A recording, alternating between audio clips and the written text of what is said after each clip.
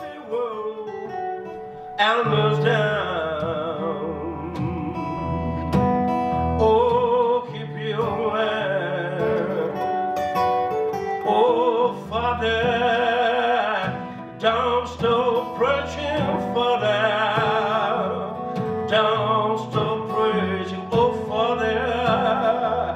Don't stop preaching now. There's the world, Elmer's down. Oh, keep your land. Well, keep your land on drum and burning. There's the world, Elmer's down.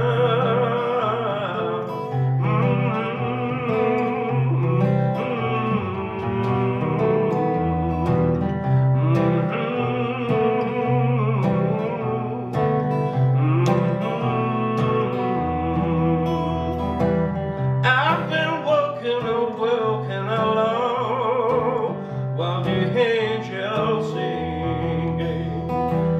I've been walking and walking along while the angels singing.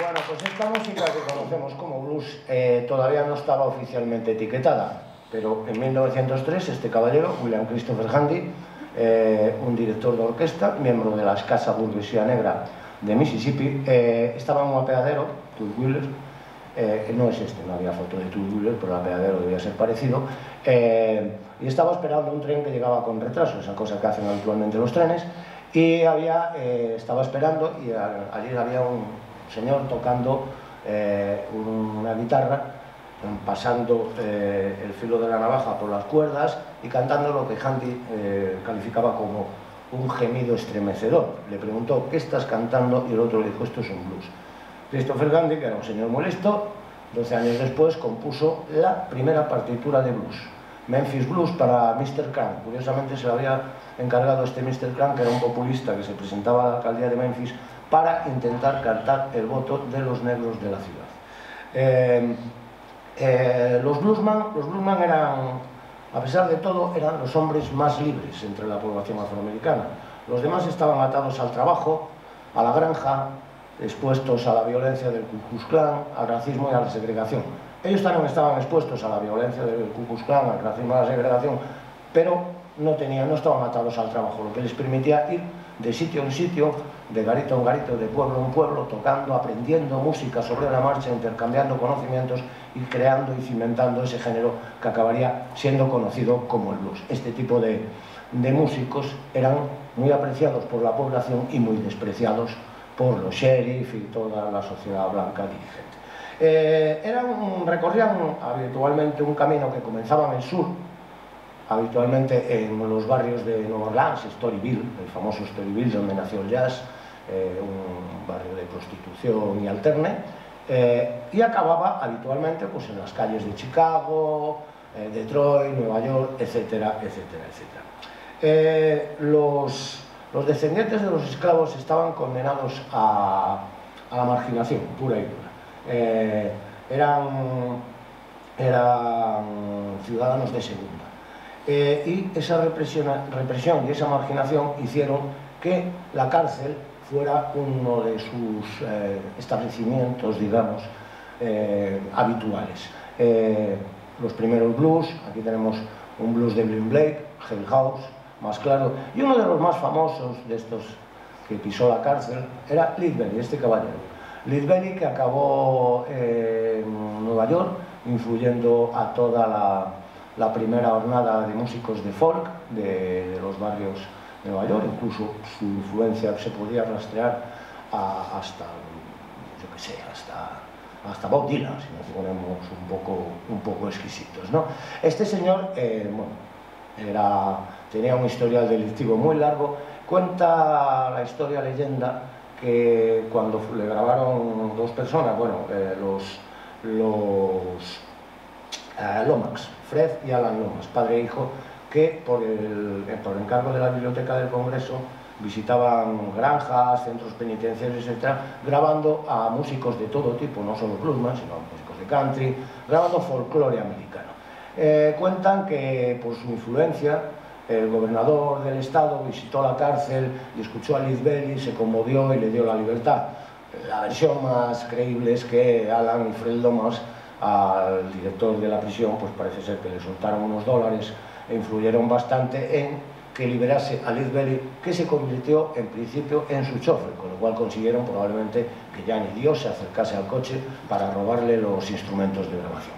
Otro famoso bluesman presidiario, una larga lista que voy a resumir en ellos, es Son House. Son House, para mí, el bluesman histórico, uno de los más elegantes, como se demuestra en esta foto, no solo de imagen, sino musicalmente también, y que decían que estaba en la cárcel por haberle pegado un tiro a un espectador que le estaba encordiando en un concierto, aunque él, cuando se emborrachaba, decía que estaba en la cárcel por haber matado a su amante, una señora que se llamaba Beverly.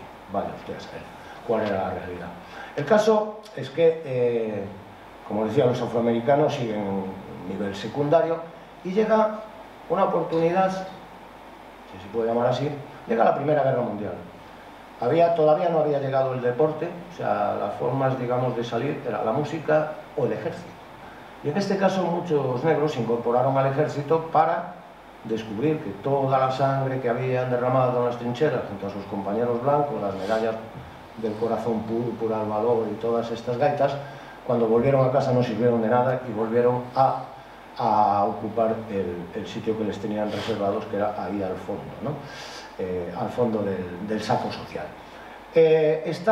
Tuvo un efecto musical esta visita a Europa, porque es la primera vez que el blues visita el viejo continente. Aquí está la banda de los Harlem Hellfighters, que era un destacamento de negros que combatieron y fueron muy condecorados en la Primera Guerra Mundial, y están tocando en las afueras de París. Tocaban los temas esos de Memphis Blues y ese blues clásico que había escrito el señor Handy. Curiosamente, el tío que dirigía la banda se llamaba Jimmy Europe, o sea, el señor Jaime Europa. Así que así se escribe la historia. Como os decía, volvieron a casa para descubrir que ni les iban a pagar lo que les debían, ni les iban a nada, que volvían a donde estaban.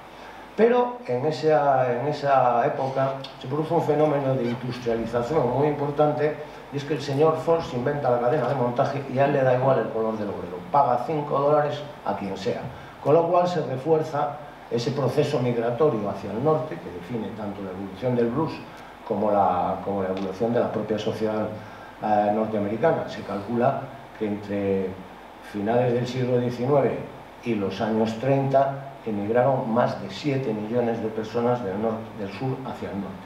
Y el viaje se hacía, pues como hemos visto en las películas, cogidos en el tren, andando, etcétera, etcétera, en condiciones penosas. Por el camino, pues por el camino había sitios como Memphis, que era una especie de parada, y allí había una calle, se llamaba Bailey Street, el corazón del barrio negro, y allí era un punto de reunión de eso, parada y fonda, para seguir hacia arriba, y ahí hubo una evolución del blues muy importante, y llegamos aquí, a los años 20. Los años 20 están caracterizados por la presencia femenina, y esto es muy importante. Hasta este momento el blues era una música de minorías, de palurdos, de negros, de gente miserable, de pueblos, etcétera, etcétera, etcétera, y callejeros, músicos callejeros que pocas veces accedían a un local, si accedían era un honky-tonk, un joint, un garito de estos de mala muerte. Pero en 1920 se produjo un hecho fundamental, que es la grabación del primer disco de blues. Esta señora, Mamie Smith, casi por casualidad, pues estaba esperando ahí una grabación que iba a hacer otra cantante blanca que no se presentó, y dijeron, aprovecha. Y se cantó un blues, se llamaba Crazy Blues, y tuvo tanto éxito, que las discográficas se lanzaron como locos a los campos del sur a buscar cantantes negras que hicieran aquello que se estaba poniendo de moda, no solo entre el público afroamericano, sino también entre el público blanco.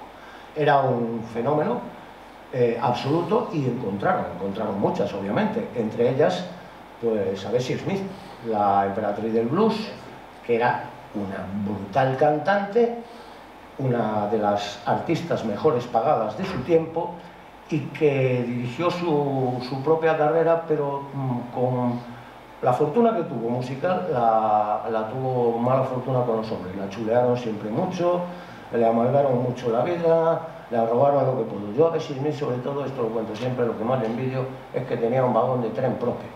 Eso a mí siempre me ha encantado, poder ir en tren, en tu propio vagón, a sitios que el vagón estaba definido como una especie de sala de conciertos, bueno, en fin, un jaleo de vagón, y en el que había de todo tipo de diversión. No nos vamos a extender, que somos todos mayorcitos y sabemos de qué hablamos.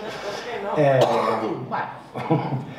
Otra grande era Ma Rainey. Ma Rainey, este jaleo de grabar y tal, ya la pilló un poco mayor, pero ella tenía un recorrido muy importante como cantante de teatros ambulantes, y etcétera, etcétera, etcétera. Fue una de las primeras que tuvo su propia compañía. Ella sí que dirigió su propio negocio. El señor Rainey era un poco comparsa y ella era la que llevaba las riendas de la mano. Ma Rainey, probablemente, con permiso y sin permiso del señor Handy, fuera la primera que usara la palabra blues. Lo que pasa es que la historia la escribe quien la escribe. Probablemente si lo hubiesen escrito más mujeres que hombres, hoy estaríamos hablando de la madre del blues en lugar del padre del blues. Pero bueno, la historia está escrita, no la vamos a reescribir. Y acabo esta lista, es interminable, con una de mis favoritas. Una de mis favoritas, que es esta señora, que es Lucille Bogan, también conocida como Bessie Jackson.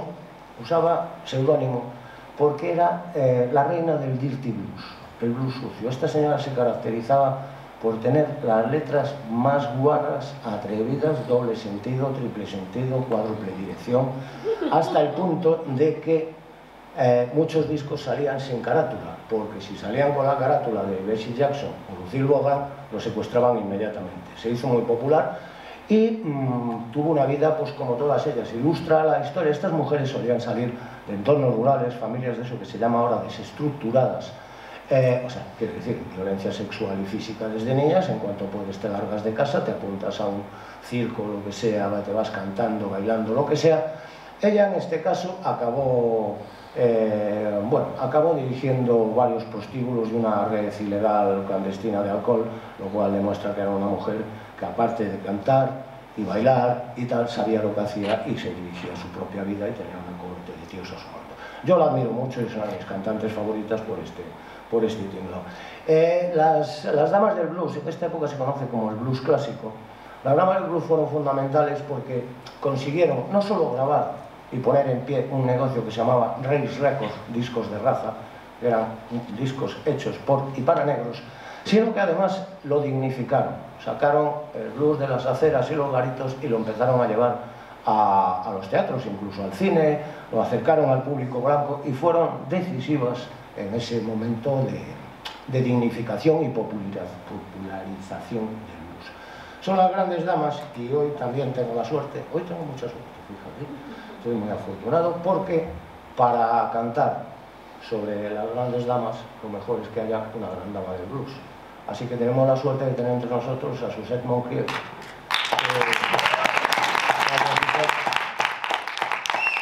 Es un lujo, que aparte me ha demostrado una habilidad brutal, porque cuando se ha acercado me ha dicho: te estoy escuchando y estoy cambiando los temas.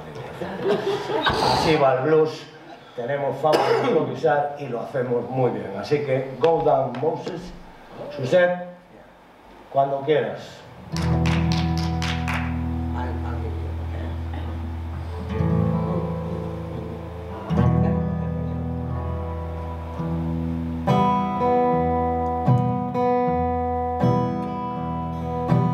Oh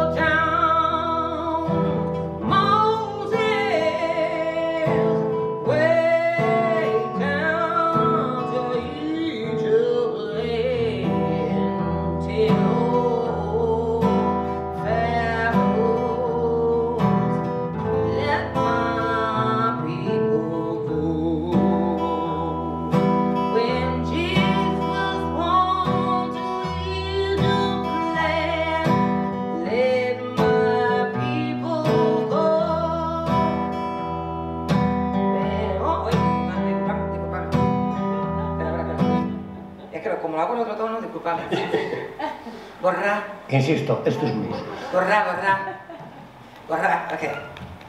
¿Qué tengo? Lo voy a arrancar. Yo te pillo. Y tú me pillas. El tempo en que lo hago también.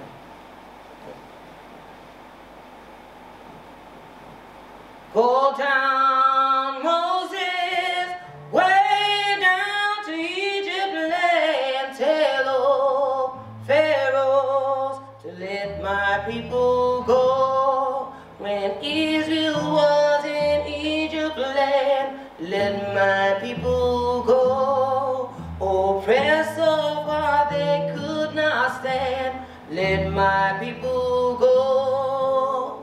Go down, Moses, way down to Egypt land, tell all pharaohs to let my people go. So Moses went to Egypt land, let my people go.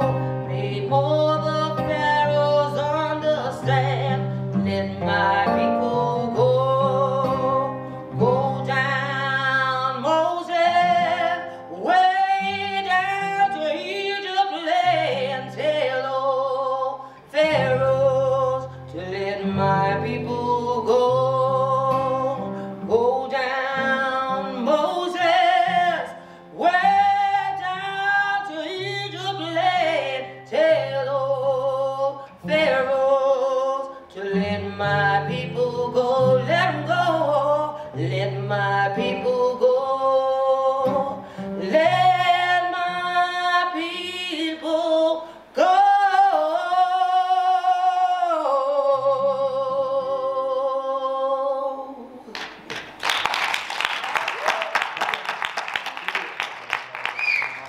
Muchísimas gracias, José. Un auténtico lujo. Para ilustrar esto no se podía hacer mejor. Así que las damas del blues representadas por una gran dama del blues. Y llegamos a una fecha fatídica, 1929, crisis de la bolsa de Wall Street, la Gran Depresión, todo se va al garete y una de las cosas que se va al garete, bueno, se ilustra bien la situación de los afroamericanos, ahí está, el American White y debajo los American Chubby. Se acaban los Rave Records, aquella cosa que había sido un florecimiento industrial, que había potenciado el nacimiento del blues clásico y la floración artística de las afroamericanas sobre todo, se acaba. Viene una época de penuria, la industria discográfica se va prácticamente al garete y los viejos bluesman, esos míticos, históricos y tal, estamos ya entrando en los años 30, empiezan a desaparecer, entre ellos este caballero, el más mítico de todos, el señor Robert Johnson, que encarna el prototipo y estereotipo del bluesman histórico. Publicó 29 canciones, más o menos, que son la columna, una de las columnas vertebrales del blues, y tuvo la típica vida, mujeriego. Él había dicho que pactaba con el diablo, que había pactado con el diablo en un cruce de caminos, el Crossroads, esta leyenda súper conocida. Había vendido su alma a cambio de aprender a tocar la guitarra. Luego se supo que la había enseñado un señor cuya hija estaba liada con Robert Johnson.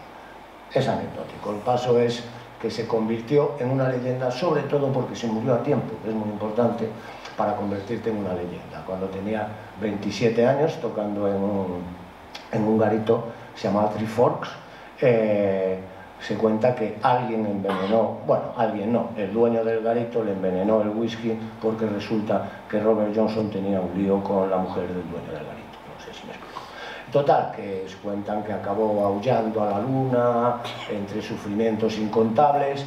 Hoy su tumba está en varios pueblos, se puede peregrinar a ver todas las tumbas de Robert Johnson y es uno de los grandes mitos del blues. Es el final de una época y el principio probablemente de otra.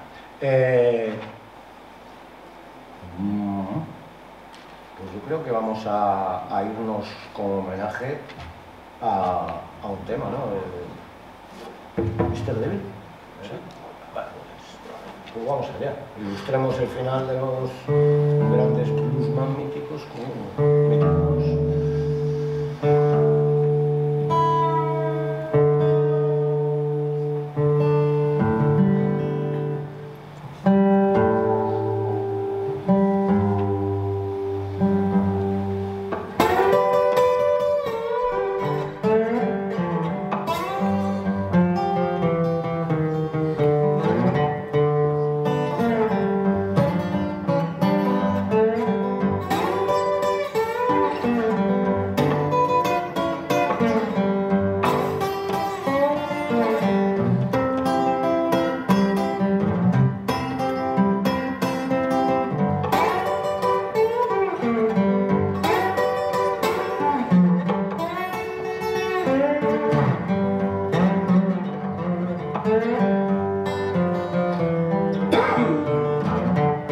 Yes, I'm early every morning. Yes, she's sitting in my bed. Well, I'm early every morning. She's sitting in my bed. Well, her eyes didn't show the only world to go. Yes, she looking from a window and show me the world. Yes, she looking from a window and show me the world. There's a feel and somewhere that reckon me real low. There's a million people unemployed, million people unemployed, yeah. Well, the child don't stop a crying down.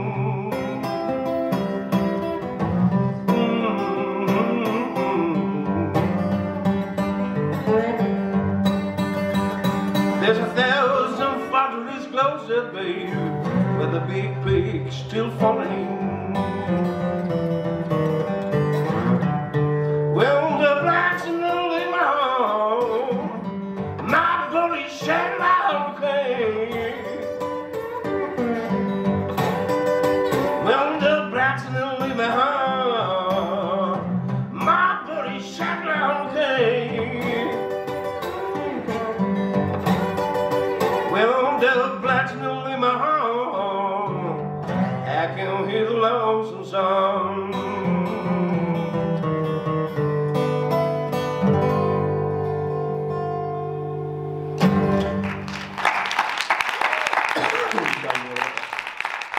Pues así, con esta banda sonora seguía ese interminable viaje de migración del sur hacia el norte. Como os decía antes, había una ciudad fundamental que era Memphis, abundantes bandas callejeras, etcétera, etcétera, donde surgió y empezó esta mujer, Memphis Minnie. Se llamaba Memphis Minnie precisamente porque empezó vestida de chico, por una cuestión de supervivencia elemental, cantando cuando era un adolescente en las calles de Memphis, y acabó convertida casi en la primera embajadora del pre-blues de Chicago, por decirlo de alguna forma. Aparte de su mérito artístico enorme, tiene una importancia fundamental porque es la primera que compite de tú a tú con los bluesman hombres. Quiero decir, hasta entonces todas, la mayoría de los casos eran cantantes, acompañadas por bandas, habitualmente de hombres, y eran cantantes. Memphis Minnie es la primera que coge una guitarra y hace lo mismo que los tíos, se coloca también, empieza en la calle, empieza a tocar, y lo hace tan bien que les gana la partida y se convierte en una de las grandes leyendas del blues histórico que acabaría tocando luego en Europa al final bueno, ya llegaremos ahí, ¿no? Cuando el blues llega ya definitivamente a Europa a partir de finales de los 60, ¿no? Todo este viaje, como os decía, tenía un objetivo, el tren, un tema recurrente en el blues, era el medio que llevaba a el gueto de Chicago. La cosa era que cambiamos, de ahí venía lo de la plantación al gueto.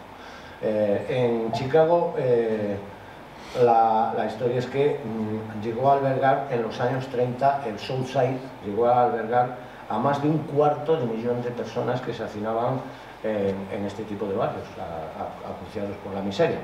En Chicago, digamos que pasó una cosa fundamental también, otro salto fundamental, que es la electrificación, ¿no? No fue en Chicago exactamente, pero fue el escenario, ni fue en un solo sitio, fue en varios años, pero el escenario fundamental era Maxwell Street. Maxwell Street era una calle, una especie de mercadillo permanente, una de las arterias del barrio negro, donde el método era fácil. Tú ponías el ampli, enchufabas en la casa del vecino y ahí tocabas en la calle amplificado, porque los locales y la calle ya no eran ese sitio tranquilo donde se podía escuchar una guitarra acústica, no, había que meterle caña y la electricidad daba caña.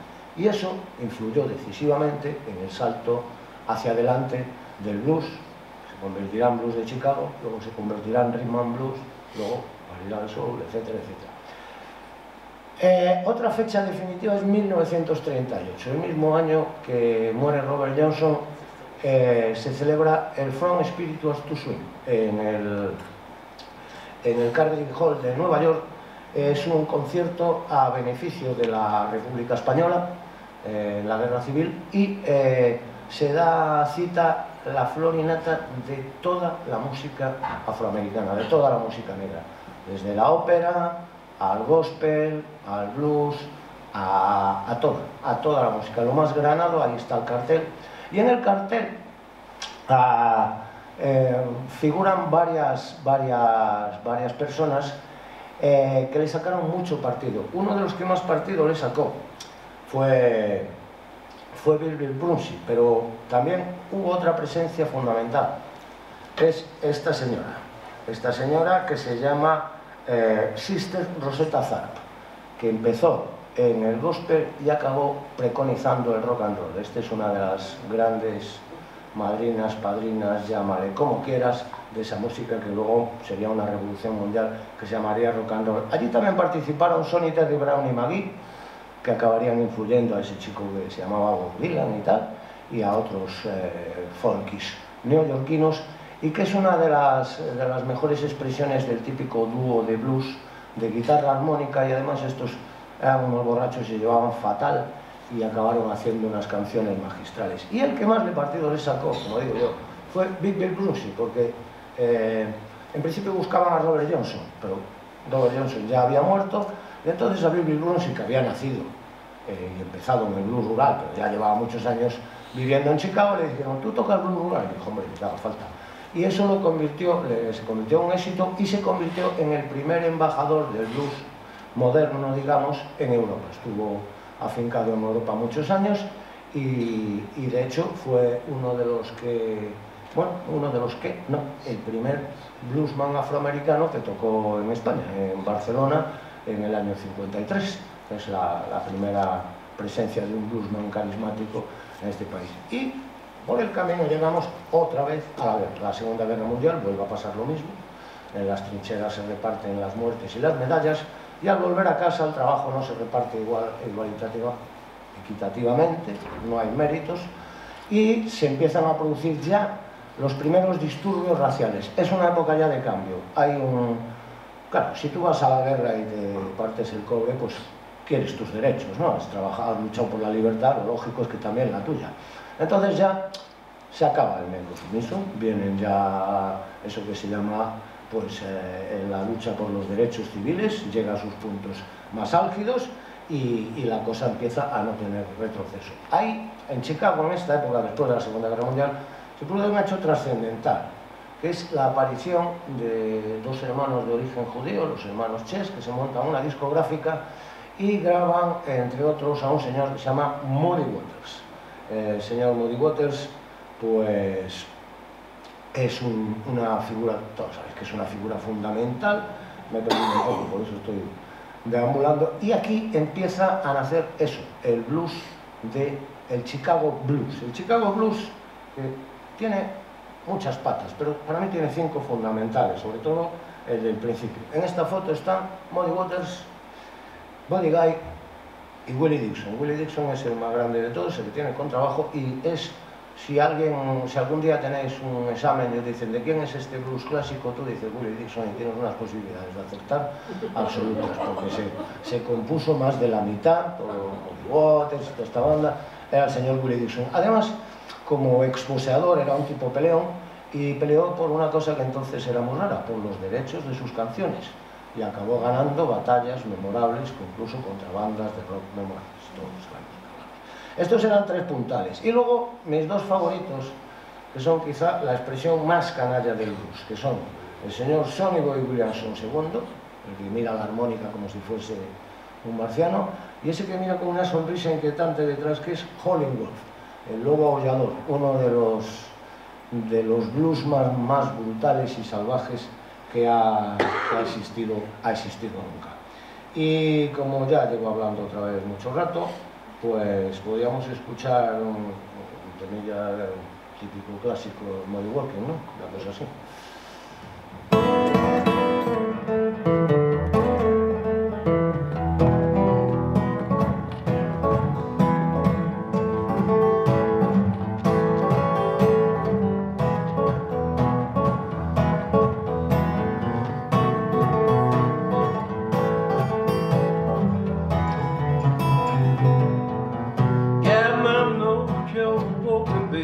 Just done welcome to you.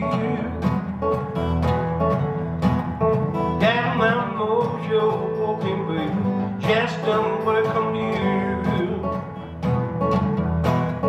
Yes, I'm love so bad, don't know what to do. Oh, that gypsy woman gave them that fight. Woman, give me the vibe. You can hold your tricks, keep on feeling high.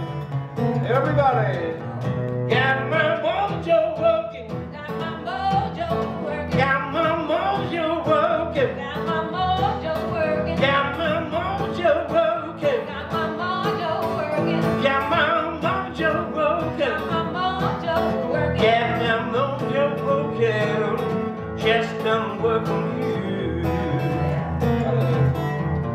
Going down to Louisiana, let's be a mojo hand. I'm going down to Louisiana, let's be a mojo hand. Gonna take them trips and put you under my command.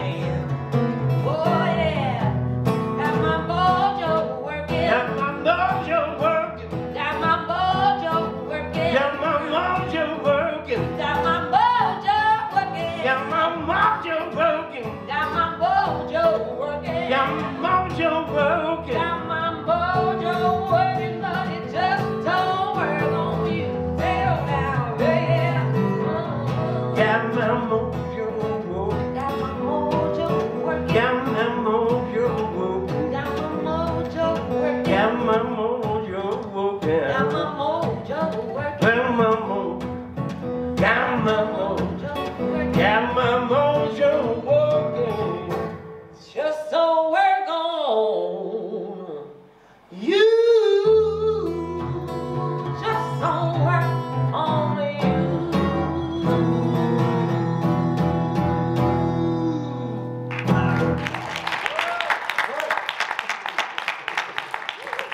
Bueno, yo estoy siendo afortunado, pero vosotros también, ¿eh? Vaya lujo. Bueno, gracias. Pues nada, seguimos, porque ya por fin, ya el blues de Chicago es el que se encarga de desembarcar en Europa con éxito. Aquí tenemos una de las primeras formaciones de una cosa que se llamó el American Folk Blues Festival, que durante 10 años, entre el 62 y el 72 del siglo pasado, trajo a Europa a lo más granado del blues de Chicago. En esta foto está Willie Dixon con su inevitable contrabajo, y esa señora y más, ahí están un montón de celebridades, Sonny Boy Williamson está detrás, y esa señora, esa viejecita tan encantadora que es Memphis Minnie, aquella que retó a Bill Brunsey a tocar la guitarra y luego le retó a beber y le ganó en las dos cosas. Así que esto todo trajo consecuencias pues imprevisibles, pero muy bien. Fue muchos músicos británicos, ¿veis? Estos chavales que no se sabe dónde acabaron en realidad, estaban muy influidos, y aquí tenemos a los Beatles en sus formaciones originales, que eran unos fanáticos del blues. Otros que también en la misma línea, otros desconocidos, los Rolling Stones, junto a Muddy Waters. Por eso aquí encaja perfectamente aquella frase de Muddy Waters que dijo: el blues tuvo un hijo y le llamaron rock and roll. Pues esta es la foto, digo yo. Pero en casa las cosas no eran tan brillantes, ni para el blues ni para el pueblo que lo sustentaba. La segregación racial estaba en su punto más enconado y hay hechos que a veces son fortuitos pero producen grandes resultados. Esta señora Rosa Parks, una costurera de Birmingham, Alabama, bueno, ya saben la historia.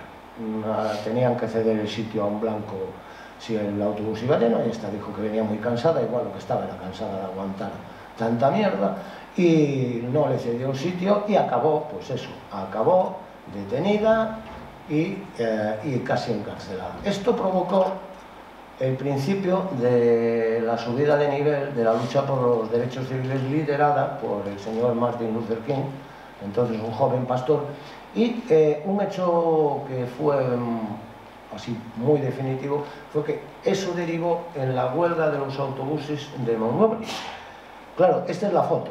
La población negra se negó a subir a un solo autobús y estuvieron casi un año, un montón de meses. Y claro, los blancos al final, aquello de ver tanto negro por la acera pasando, aunque vinieran del trabajo, les produjo muchas inquietudes y al final abolieron la segregación racial en los autobuses y vino la cosa en cadena. Vino la cosa en cadena, empezaron a abolir también la segregación racial en los colegios, en las universidades, etcétera, etcétera. Esta historia tiene tintes trágicos, aunque el resultado final fuera brutal. Y el mejor ejemplo es el de Ruby Bridge, esta niña que en un colegio de Luisiana durante todo un año fue la primera niña negra escolarizada en un colegio público, entró y salió del colegio así, escoltada por 3 agentes del FBI y por policías que la custodiaban en clase. Durante un año estuvo estudiando en una clase sola, salió al patio sola y ella consiguió sobrevivir y convertirse en una de las grandes promotoras de la educación pública para afroamericanos en el estado de Luisiana. Las cosas ya van cambiando inevitablemente. Llegan las Freedom Rides, las marchas por la libertad, blancos y negros empiezan a decir que aquello es ya insoportable, y en agosto de 1963 todo esto culmina en una gran marcha en el Mall de Washington, donde pronunció aquella famosa frase de sueño con que mis hijos vivan, sueño con que mis hijos vivan un día en un país en el que sean juzgados por cómo son y no por su color, básicamente. Lo dijo de otra forma, pero este era el mensaje básico. Bueno, la cosa no sale gratis y un supremacista blanco pues acabó asesinando a Luther King y provocando un aumento todavía mayor de la intensidad de la lucha por los derechos civiles. Con efectos ya nace es un nuevo tipo de afroamericano. Estamos hablando ya, no es el afroamericano del campo, no estamos hablando de los abuelos del blues, estamos hablando de una nueva banda sonora, el rhythm and blues. Estamos hablando de un nuevo tipo de negro más orgulloso, más irreductible. Nace lo que se conoce como el Black Power. Y el Black Power tiene una banda sonora, que no es el blues. El Black Power tiene una banda sonora que se llama el soul. Y su gran predicador es este caballero, James Brown, un tipo que decía: soy negro y estoy orgulloso de serlo. O sea, más claro, agua. Para acabar de atornillar el asunto, nace en 1966, 2 estudiantes, Hugh Newton y Bobby Seale, forman el Partido de los Panteras Negras y radicalizan la lucha. No vamos a insistir. Y nueva guerra. Bien, aquí ya la carne de cañón afroamericana es mayoritaria. O sea, ya se mueren, vamos, con la misma facilidad que los blancos, pero en mayor número porque iban más. Bueno, no os demanda. Perdona que te interrumpa, ¿quieres que lo circulemos un poco para que la gente lo vea más? Que lo vean. Todo esto es tuyo, ¿no? No, Es el mismo. pásaselos. Oye, encantada Cuéntalos que que luego se quedan con... No, no se lo quedan, estos son buenos. Muchas gracias. Vamos a ponerle broche final a todo esto porque esto empezó, lo voy a recordar, en unas cabañas habitadas por unos esclavos y hoy se ha extendido a todo el mundo. Aquí se acaba la charla, pero vamos a tener la suerte de poner el broche de oro con el maestro Beitegui, con Susana Moncrief, y yo casi que me voy a alargar a escucharlos desde allí, porque esto del escenario es para los artistas. Os dejo, gracias a todos, mucha suerte. Nos vemos a los bares.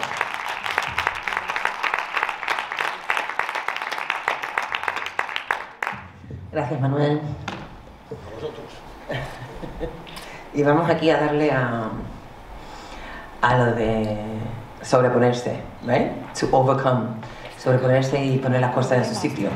Y cómo no hacerlo sin divertirse, ¿no? Porque la... So. Que eso no hay personal, hay que cambiar la tarjeta, que cambia varias, se pierde tiempo. No se hace nada. Hey everybody, let's have some fun. You only live once, and when you're dead, you're done. So let the good times roll. Let the good times roll. Don't care if you're young or old, get it together and let the good times roll. Yeah, oh, alright. Don't sit there moaning, talking trash. If you wanna have a ball, you gotta spend some cash. Let the good times roll. Let the good times roll. Don't care if you're young or old, get it together and let the good times roll. Yeah, yeah. I said, hey, Mr. Landlord, lock on the door. And when the police come, tell the joint is closed. Let the good times roll. Let the good times roll. Don't care if you're young or old, get it together. Let the good times roll. Vamos ahí. Fernando Ristegui, por Dios. Come on, yeah. Let it roll.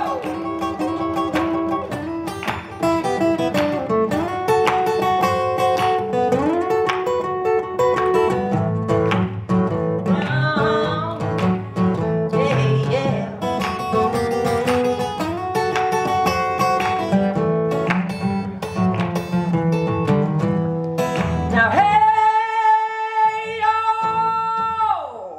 tell everybody, like Claroscuro's in town. I got a domino coat and I'm just bringing the town.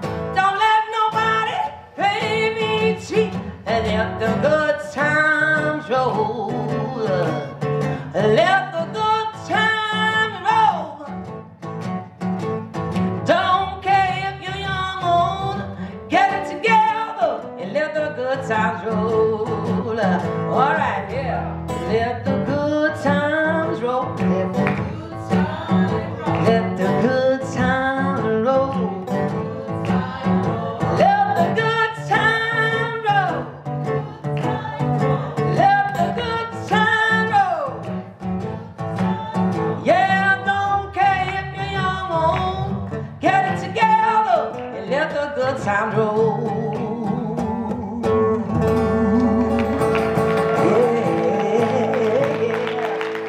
Gracias.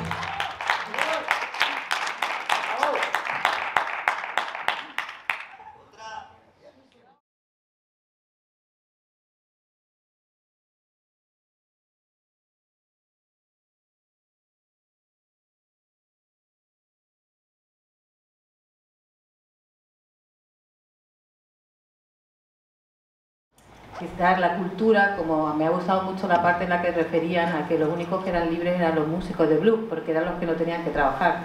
Se podían mover, aunque eran esclavos, aunque no estaban, sería la segregación, y no tenían los mismos derechos que los blancos y tenían todos los impedimentos, pero sin embargo la poca libertad que tenían se la daba la cultura. Es un concepto muy bonito que me ha llegado. ¿Te ha gustado entonces esa parte? Y esa parte que ha dicho Manolo, que somos unos frikis un poco... Por supuesto que somos unos irredentos. frikis, somos minoría, pero Ahí a vamos. veces las minorías llegan a la mayoría. Llegan, y al final eso la desvirtúa un poco también la minoría, porque cuando nosotros a veces somos muy snobs, también los culturetas, ¿no? Porque cuando la minoría llega a la mayoría, de repente es como que nos echa hacia atrás y decimos, uy, esto ya no es tan guay como era. ¿No nos pasa eso? Bueno, sí, desvirtúa muchísimo. contamina, es que cuanto más gente hay en un género, o sea, cuanto más público tiene, se va horterizando. Pues eso deberíamos darle una vuelta. Yo no estoy de acuerdo en que sea así. Yo con un poquito más de público... Claro. Bueno, sí, eso sí, por supuesto, pero nunca la gran cantidad, el número de personas que asisten a un acontecimiento está en relación con la música que están escuchando. Como no es mejor la película más taquillera que la que es de cine de autor. Es que son formas de entender la expresión artística muy diferentes. Una cosa es lo que está concebido para el entretenimiento masivo y otra cosa es lo que está entendido como una obra artística. Pues la obra artística naturalmente es la que está destinada al gran público, claro que sí, eso no se discute. Pero nunca yo creo que el número de personas, la cantidad de audiencia no condiciona la calidad de lo que se está diciendo. En eso estamos de acuerdo. Yo, cuando estaba escuchando la conferencia de Manuel, tan interesante, estaba pensando en las equivalencias que hay entre la evolución del flamenco y la del blues, ¿no? que son muy parecidas, porque él ha dicho que uno de los orígenes de la música rural, porque el blues no deja de ser una música rural, es las plantaciones, y aquí por ejemplo en el flamenco, en Andalucía pues se ha cantado mucho en el campo, durante las faenas, y no solamente en el campo, también en las herrerías por ejemplo, ¿no? Y luego él hablaba también de que otro caldo de cultivo del blues fueron las iglesias. Aquí ya no nos parecemos tanto, el flamenco se agrupa más que en torno a una iglesia, en torno a un bar. Sí, en torno una fogata y hasta que llegaron los rocieros y ya en la iglesia. La iglesia ya se ha incorporado. Ya se ha incorporado, la misa flamenca se ha incorporado a ese tema. Te doy esto para Claro, que mejor. esto está Sí, encendido. sí, eso está encendido. Dale otra vez. Dale tú mejor, que tú sabes más.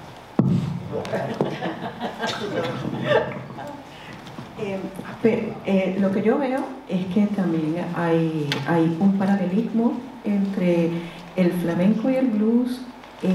El flamenco tiene el cante hondo, ¿verdad? Y el blues tiene estos quejidos. O sea, vienen las dos, vienen del dolor, vienen de una pérdida, de algo, un sentido muy hondo. Y ese es el mismo origen de ambos, me parece a mí. Bueno, el flamenco tiene muchos palos, también tiene mucha alegría, ¿no? Bueno, sí. Bueno, es que exactamente es que el blues y el flamenco tienen, aparte de muchas, lo que hemos hablado antes, que nacen en el mismo momento histórico, tienen también una cosa muy en común, es el árbol genealógico tan grande que tienen. Los palos que le llamamos aquí. El blues, lo que pasa es que Manuel está ahí firmando como un loco, pero está escuchando, ¿eh? Cuidado, porque no quiero meter la pata que después me dice. Entonces yo aquí no me la voy a dar de erudito porque teniéndote aquí en la sala tengo mucho miedo, Manuel. No sufras. El árbol genealógico que tiene el flamenco, que es completísimo, es muy grande, es un gran monumento. Está muy ramificado. Es que el blues empieza a mirar ramificaciones y Fernando lo puede decir porque la ha tocado muchísimo y ha tocado todos los palos. Es otro gran erudito del que no me atrevo a hablar, algo que no, porque hay dos eruditos aquí, cada uno en su... Uno en la literatura y lo ha expresado. Y Fernando es un tío muy formado en el blues. La escuela granadina que a mí tanto me gusta, la escuela granadina del blues, es una de las que más respeto de España. Y realmente, cuando ves las ramificaciones, tú ves un árbol genealógico y vas diciendo, pero por Dios, esto es un pedazo de monumento. Y en eso, pues están los palos más alegres y hay palos mucho más sentidos. En el flamenco se ve muy claro, en el blues nosotros sí lo sabemos también. Hay mucho dramatismo, pero también hay palos muy divertidos.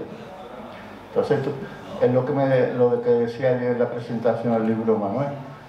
Yo creo que es un vehículo de emociones, quizás de los más grandes que hay. Y el flamenco en eso va en paralelo, es que es increíble. A mí que me gustan tanto los dos géneros, pues cada vez veo más correspondencia, aunque cada uno haya nacido en su punta del planeta. También lo digo porque yo trabajo en una universidad afroamericana. Todos mis estudiantes son afroamericanos. Y incluso con este problema del Black Lives Matter, ¿no? O sea, las vidas negras importan. Hay mucho dolor general. Y la canción siempre ha sido, o el canto siempre ha sido una forma de liberación para ellos. Y una forma de ellos estampar todo lo que llevan por dentro, ¿no? Y todavía hay mucho dolor, incluso desde el tiempo de la esclavitud y la segregación, porque a pesar de todos los años que han pasado, vemos desastres como los que están pasando también. Entonces eso se refleja en la música. Sí, sí, sí. El dolor está presente en el momento que la esclavitud ya es el gran dolor. Es quizás una de las vergüenzas del planeta, de la humanidad. Claro que hay dolor, pero es que también tenían su momento de descanso. Y hay que también ligarlo a la fiesta, como hemos hablado antes, porque según los espacios y según qué época, de pronto hay tiempo para todo. Entonces parece mentira que después de tanto dolor, como ha pasado en el flamenco y en el campo, como ha dicho antes, en el campo se ha pasado mucho dolor. Yo quizá sea de los pocos músicos que he recogido algodón. Y cuando tenía 20 años fui a Tocina, a pueblo de Sevilla, y estuve un mes recogiendo algodón para sentir la experiencia, no del blues, porque el blues a mí no me interesaba en absoluto en aquel tiempo. Yo era más del flamenco, pero fui a ver la experiencia de la gente del campo. Vine allí con 49 kilos, hecho una mierda, y vi lo que es el dolor directamente en los años 80 en el campo. Y por la noche se cantaba, por la noche yo me iba con los campesinos a la finca y tal, y se cantaba palos de alegría, pero mañana había que sufrir. O sea que la correspondencia entre el dolor y la felicidad y la fiesta, digamos, está a un cuarto de hora, digamos. No, ambas músicas vienen de minorías, ¿no? Vienen de minoría. El pueblo negro, el pueblo gitano, o sea, de las minorías que están expresando, la forma de expresarse, de liberarse o de pasar la pena a alegría. Sí, además, curiosamente, en el blues, como ha dicho antes la conferencia, Eric Clapton y los músicos ingleses, curiosamente, son los que ponen en órbita a los negros, sí, a popularizar. Siempre han estado agradecidos y lo han reivindicado. Y ya sabe que hay una fundación que incluso paga los funerales a muchos bluesman que han muerto sin recursos. No habían ni para pagarlo. Y ellos sí han tenido una fundación siempre que han pagado los gastos para dignificar. Sí, pero es verdad también que creo que además lo ha indicado Manuel en su conferencia, que los que produjeron los primeros discos de blues eran blancos, ¿eh? Sí, y que la Chess Records, que es la gran casa del blues de Chicago, eran también blancos. Exactamente. O sea que... Pues, al hilo de lo que es que antes, cuando he hablado del pueblo gitano, curiosamente, cuando he hablado de Eric Clapton, y le daba a que cuando Paco de Lucía sale a la palestra y tal, también tira, sin ser gitano, del flamenco para arriba, en el momento que corresponde también a eso, que el pueblo gitano tiene una parte del patrimonio, se lo debemos a ellos, porque el desgarro que tiene a la hora de interpretar el pellizco gitano ese es muy diferente, aunque los payos, digamos, han tenido una maestría, la grande llave del flamenco. Pero es verdad que la juventud norteamericana de los años 50 y anteriores mucho más, que le daba de lado a la relación con el blues por la marginación que sufría el pueblo negro, la raza negra de color, como ellos decían, pero no siempre era eso así. Yo cuando te estaba escuchando estaba también a la vez viendo un momento histórico que estuvimos aquí, lo vimos, cuando vino Big Joe McNeil, que es el que sale contorsionándose casi en el suelo, y que además yo, en un artículo de Diego Manrique, si no recuerdo mal, venía a demostrarse que el blues también, a pesar de que tuvo un público mayoritariamente negro, también en Estados Unidos había blancos que iban a los conciertos, muy pocos, pero iban a los conciertos, y en esa foto famosa retorciéndose de Joe McNeil, que estaba en el suelo, y eso mismo lo hizo aquí, y éramos todos blancos. Pues, claro, hace ya, cuando ya él tenía, yo era octogenario, y lo que era alucinante es que con esa edad se tirara al suelo todavía, hiciera ese mismo movimiento. Me he traído la memoria cuando has hablado de eso. La barrera, un momento. Hay un momento también que no es el blues ya, blues, pero sí que es el momento del rhythm and blues, que es cuando se diluye la frontera imaginaria, esos sitios donde estaba el público blanco, el público negro, escuchando mayoritariamente a músicos negros, y no podían bailar juntos.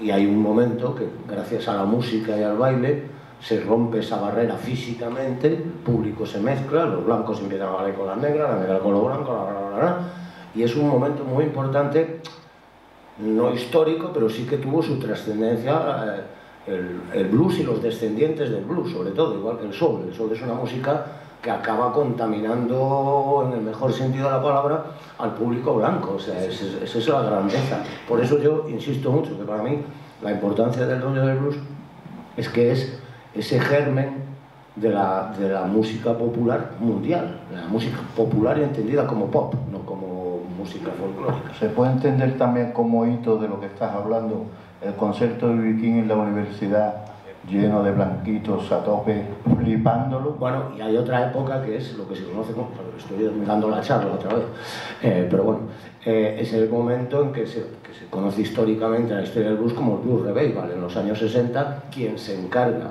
de recuperar a Son House, a los viejos bluesman, etcétera, etcétera, son universitarios blancos que descubren que su historia no es solo blanca. O sea, que en su historia cultural, hay una parte muy importante que son los afroamericanos, que se había negado durante toda la vida. Para empezar, ¿no? Lo has dicho, claro. No, se llama el Blues Revival, y donde empiezan a tocar Son House después de retirado 40 años, Lightning Hawkins y todos esos que llevaban años, Johnny Hooker llevaba muchos años fuera de la música, empiezan a tocar en las universidades. Que se Manuel, que el cariño que recibieron en Inglaterra no lo tuvieron nunca en Estados Unidos. No, bueno, porque allí era cariño y admiración. El público, o sea, iban allí a Inglaterra, el público de Berkeley y esos sitios sí, pero poco más. Yo creo que lo importante es reivindicar las raíces, ¿no? Y reconocerlas, o sea, que el gran público, los grandes artistas reconozcan estas raíces y le den su lugar. Eso es muy importante, porque que reconozcan que viene de ahí, porque muchos de sus éxitos vienen basados en esta música anterior a ellos. Eso es súper importante. Para que una música tenga un eco o tenga como sociedades de blues, puede haber desde Japón hasta cualquier parte del mundo, como pasa otra vez con el flamenco. Japón, la música de raíz, hay que entender que cuando crece y ya es centenaria, tanto una como la otra, como el otro género, va a tener, digamos, una influencia cultural que es una expansión enorme. Cuando ya los medios de difusión, cuando los discos, las radios empiezan, digamos, aquí en la base de Rota, empiezan a venir, me contaba Raimundo, el padre de Raimundo Amador tocaba en la base de Rota mucho, y los niños que estaban conviviendo allí con él, como es normal, pues se influenciaron mucho, escucharon la primera vez a Hendrix allí, y por ende empezaron a interesarse. Ahí viene una parte de la fusión más grande que ha habido, que para mí, los que son los Pata Negra, han tenido momentos muy buenos, porque era cosa muy pura, y venía de donde venía. Su influencia viene desde luego de la difusión, cuando ya se abre el mercado, cuando ya se abre al pueblo y a la onda, ya el patrimonio ya es de todos lados. Por eso nosotros estamos haciendo el manjar aquí siempre, porque nos ha gustado quedarnos yo le llamo, hay muchos barrios, pero yo me he quedado en ese. Y Fernando creo que también. El Cote es de muchos barrios, es un gran batería. Este tipo que es de Perú, toca blues como si fuera de Chicago. Pero es un ciudadano del mundo, pero también un gran batería de jazz, cosas que no le perdono.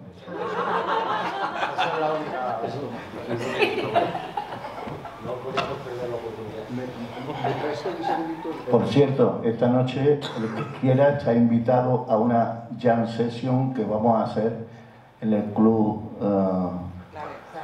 Claren se llama. Si tú no sabes el nombre, tú no entras. Te dejan entrar, pero tú no entras. Pues esta noche vamos a terminar nuestra girilla de varios días que han estado presentando discos, libros, ha estado presentando libros y vamos a seguramente a hacer un broche de oro esta noche ahí en el Claren Jazz Club con más artistas malagueños y en fin, va a haber una fiesta. Bueno, yo quisiera agregar algunos apuntes sobre esto, pues para fomentar un poco el debate. Primero, pues muchas gracias por la presentación, me parece fascinante que haya este interés por el blues aquí en España. De hecho, yo viví en España en los 80 y ahorita me siento completamente desligado de España, no entiendo nada de lo que está pasando aquí. O sea, yo estuve en España entre el 80 y el 86, yo venía todos los años, pasaba por lo menos tres meses. Viví en Sabadell durante un año, ya en esa época yo era una celebridad, el inglés, nadie había visto un gringo pues de esos allá. Luego pasé a vivir a Colombia, ¿no? Entonces esa cuestión de los cambios culturales pues ya es una cosa que yo conozco, digamos, personalmente. Pero trabajo en estudios culturales en el Reino Unido y obviamente hay esa relación con el Reino Unido, con el blues y todo eso. Y a mí me parece bien interesante lo que acaban de decir ahorita, porque hay esa tensión constante, ¿no?, entre la noción de autenticidad y de raíces y de lo internacional. Y la música es de los mejores ejemplos de eso, porque al músico le vale huevo de dónde viene. Si suena bien, me lo apropio, ¿ya?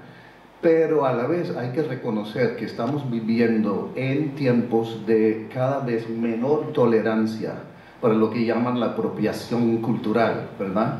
Y es una temática candente, pues cuando hablo con mis estudiantes les doy el ejemplo de los Stones, por ejemplo, ¿cierto? Entonces esa apropiación, pues de alguna manera sí, ¿no? Y todos conocen, bueno, de alguna manera sí, pero de la buena manera, diría yo, ¿no? O sea, pero ahí está el debate, ya eso es lo que quiero abrir. Y hay que reconocer también que, bueno, pues la recepción, digamos, de estos artistas cuando fueron al Reino Unido, puede haber sido mucho más caluroso, digamos, o calurosa que lo que iban a recibir allá. Pues lo mismo vivieron los latinos, ¿no? Es decir, en sus giras por el sur, ¿no? Lo de Joe Cuba, ¿no? I'll never go back to Georgia. Ahí está la cosa. Porque no, o lo de Chano Pozo, ¿no? Que no lo matan en Nueva York es porque no quiere viajar, porque no quiere que lo discriminen por afro-latino en el sur. Entonces, claro, o sea, ellos recibieron hubo una recepción más abierta, digamos, pero el racismo inglés igual está ahí, ¿no? Y conocemos los comentarios de Eric Clapton en su mal momento, él ha pedido perdón después, etc. La gira que estaba dando con Robert Cray hace así, y lo deja tirado por lo que ha dicho. Exactamente. Entonces yo quería que, bueno, básicamente llega una pregunta, ¿no?, después de tanto rodeo, pero lo interesante es que los fenómenos culturales como que cambian de sentido de alguna manera al pasar de un contexto a otro, ¿verdad? Entonces uno mira un punketo en el Japón en los años 90, es un estilo que se conoce, pero significa algo diferente porque es una sociedad diferente. Entonces yo quisiera saber, desde la experiencia de todos ustedes aquí, que pues primero, gracias por la música también, me encantó, o sea, las canciones fabulosas, Suzette y, ¿cómo es el nombre de su hijo? Fernando? Muchísimas gracias, eso fue realmente un goce. Pero para ustedes, en la sociedad española, que ustedes han vivido, ¿no?, porque la han vivido desde hace bastantes años, pues, ¿qué ha sido la importancia del blues? ¿Cómo encaja para ustedes? ¿Cómo lo ven en el contexto español? Porque están cantando en un idioma que no es de la gente de acá. Bueno, como Manuel ha sido fundador de la primera sociedad de blues aquí en España, ha sido cofundador de la sociedad de blues en Barcelona, puede iniciar el debate.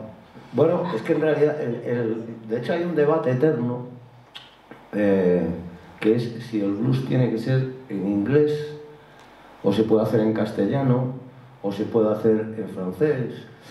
Lo reducimos al inglés y al castellano, que es lo que nos toca, y aquí la opinión mayoritaria es que el blues es en inglés porque suena en inglés. No solo porque sea una música de raíces, porque sea una música de raíces afroamericanas, afroestadounidenses, sino porque es que el blues al oído suena bien.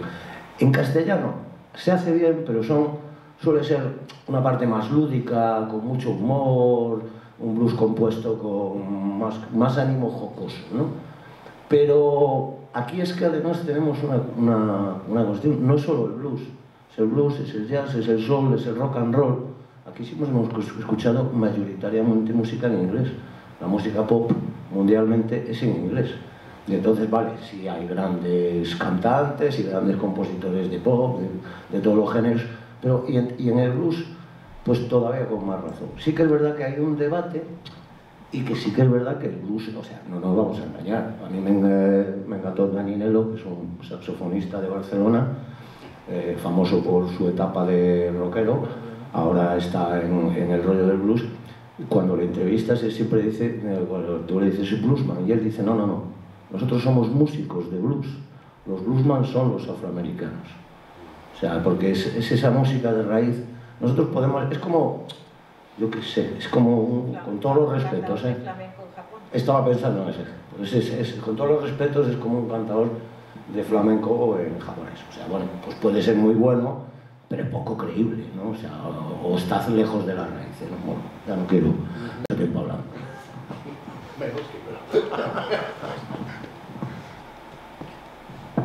Ahora que después del café coctelizado... Bueno, Javier, yo creo que al hilo de lo que ha preguntado él, ¿cómo se defiende en Málaga? Que tienes tú aquí el ejemplo, claro, lo vives día a día del blues. De mal en peor, como en todos lados. Pero vamos, creo que en todos lados pues se nada en ese sentido. ¿Cuántas sociedades puede haber ahora? ¿30? ¿20 y tantos? Sí, en España sí. Y bueno, la sociedad de blues, cualquiera de ellas, los estatutos son comunes, es defender y promocionar el estilo, y con eso tenemos... ¿Hay socios nuevos o la edad se ha parado en un cierto...?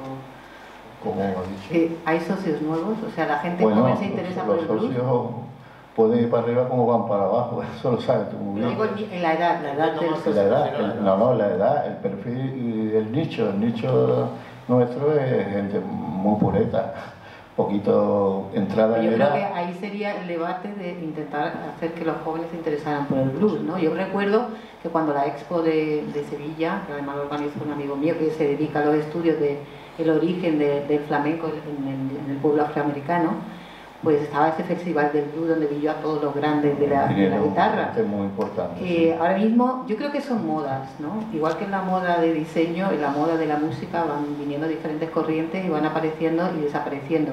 Tenéis que volver a esperar vuestro momento. Vamos, las sociedades de blues, como cualquier peña, no podemos estar atados a que venga la moda, no. Tenemos que luchar porque se escuche blues toda la semana en la escena que sea, ya sea en grandes conciertos o pequeños formatos. No solo escuchar blues, sino como hicimos ayer, verlo y leerlo. Nosotros ayer, como tú estuviste en el acto, lo que hicimos es unificar varias disciplinas para que el blues no solo se por ejemplo, escuche. eso es muy interesante. Hombre, claro, pero una jornada muy interesante a todos los niveles, porque como decía Manolo, reunía no solamente la parte ilustrativa, sino también la musical, y entonces es muy interesante para diferentes sectores, ¿no?, de la población, que eso es algo que ayuda a que siga vivo. Exactamente. Yo me gustaría matizar una cosa, porque sí que es verdad que somos puretas, para que no vamos a engañar, mayoritariamente puretas, algunos ya muy puretas, ya me estoy ensañando, pero sí que mi experiencia en Barcelona, ¿vale? Incluso en Galicia, está empezando a ver, no a la gente joven, a mí gente joven ya me parece todo el mundo, que tenga menos de 20 años que yo, tampoco tiene mucho mérito, pero vamos, sí que empieza a haber una incorporación de gente menor de 40. Y es gracias al trabajo de todas estas asociaciones, porque son los que organizan festivales, actos, conciertos y tal. Y hay una diferencia que yo he observado, esto es una opinión muy personal, ¿eh? La gente que está llegando nueva, nosotros somos una generación alimentada con el blues británico, de ahí tiramos hacia atrás, fuimos descubriendo y tal. Ahora, gente llega con mucho más bagaje cultural, ya no es todo blues de Chicago, ya gente tira más al blues rural, hay muchas más formas de llegar, la red está llena de pre-blues, de música de folclore afroamericano, incluso anterior al blues. Los repertorios han cambiado y eso es sobre todo de gente más joven. O sea, había una banda que desapareció desdichadamente, tú conocías a la cantante muy bien, se llaman los Black Snakes, que tenían una cantante malagueña, y era a mí, yo les felicitaba siempre por el repertorio, porque nosotros siempre hacemos la misma broma, a ver cuántas veces suena el Mojo Walking en este festival, o sea, a ver, una, dos, se puede hacer una porra, ¿no? Es decir, bueno, yo apuesto 30 veces, y si hay 20 grupos, apuestas 30, claro.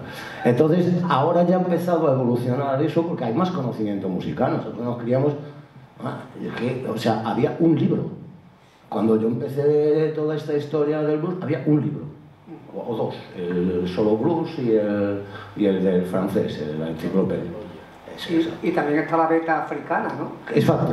La Feracuti... Sí, bueno, esa es una parte bastante interesante. El blues de ida y vuelta que le llamo yo, que es ese blues que se llevaron los esclavos anímicamente, y John Lee Hooker y otros cuantos devolvieron a África con el Farka Touré y toda esta gente, ya más elaborado, y allí lo volvieron a reelaborar. El otro día estuve en Marruecos y de repente escuchamos... Hay un concierto, y para mi pasmo era un pueblecito pequeño, había unos tíos de una escuela, unos chavales de una escuela de música, y estaban tocando blues del desierto. Yo, en cuanto al trabajo de las sociedades del blues, lo veo como entidades filantrópicas dedicadas a la preservación, conservación y promoción de algo que es, si no residual, muy minoritario. Pero es minoritario porque el blues, cuando se forma en la audiencia, las grandes audiencias es en la edad de la adolescencia, la juventud, ese periodo de la vida es el que marca las modas. Entonces, ¿por qué el rock and roll también ya es residual en cierto modo? Pues porque la generación del rock and roll se ha hecho vieja, y las audiencias que han venido después, las que están ahora, por ejemplo, promoviendo e implantando las líneas grandes de moda, pues son la gente que le gusta el trap, el reggaetón y todo eso que viene desde también Latinoamérica en cierto modo, y que está emparentado con la electrónica. Ahí también hay muchas variantes y muchos caminos abiertos, pero el blues y el rock hay que asumir, y eso se ve en los conciertos, en las salas, que es una cosa casi marginal ya, y envejecida, en el sentido de que la edad de sus practicantes y de los que la siguen son ya una edad avanzada. Y luego está el fenómeno, que eso ya responde a otras consideraciones, de por qué, sin embargo, cuando viene Bruce Springsteen necesita 4 y 5 fechas en el Nou Camp para satisfacer la demanda. Pues porque en realidad la gente que va a ver a Bruce Springsteen no va a ver a Bruce Springsteen, va porque es un fenómeno social a lo que hay que estar, como cuando viene Coldplay y hay que ir a ver a Coldplay o a U2, pero esa gente ni compra discos, ni tiene en su vida una relación más allá de la moda con la música, vamos, y es increíble que este hombre venga aquí y que necesite 7 y 8 fechas y las llenaría todas, y no estamos hablando de salas de 2.000 espectadores, estamos hablando de estadios de 40 y 50.000 personas. Sí, y nunca faltan los selfies allí. Yo estuve allí, ¿no? Yo estuve allí. Ah, ¿tú no has ido? Sí, claro, es la moda. Sí, es digamos una reunión social o bestia. Eso nunca van a ningún otro concierto a lo largo del año. No, eso lo tengo claro. Eso lo tengo claro. Y bueno, si tiene un punto de marginalidad, incluso de pequeño gueto, y lo que hemos dicho la palabra friki, gueto y todo, porque realmente es así, es una reunión de majara que nos da por esto, pero que lo vamos a seguir haciendo, ¿no? Que yo pienso que somos tan pocos que nos conocemos. es que es ciertamente así.